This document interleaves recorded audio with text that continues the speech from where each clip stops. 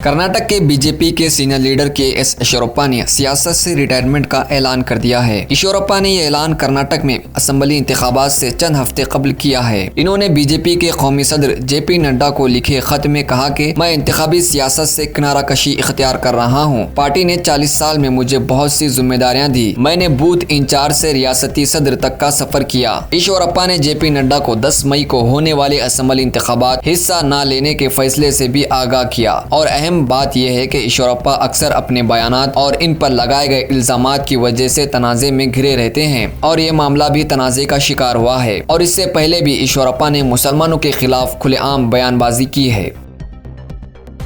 हाल ही में ईश्वरप्पा ने अजान के ऊपर भी एक बयान दिया था और कहा था कि अजान सुनने से इनके सर में दर्द होता है। अजान मामले पर ईश्वरप्पा के खिलाफ किए जाने वाले प्रोटेस्ट में एसडीपीआई लीडर रियाज कोडम्बू ने ये कहकर ईश्वरप्पा को खबरदार किया था कि अपनी हद पार करके तुमने यानी ईश्वरप्पा ने अल्लाह पर कमेंट किया है। इसका नतीजा और अंजाम तुम्हारे साथ जो होगा रियासत की अवाम अनकरीब देखेगी। और यह भी वाजे किया था कि शिमोगा में तशद्दुद भड़काकर मुसलमानों के जानों और मालों को जो नुकसान पहुंचा, इन मासूम अवाम, औरतों और बच्चों की बद्दुआ का असर भी वो अपनी जिंदगी में देखेगा।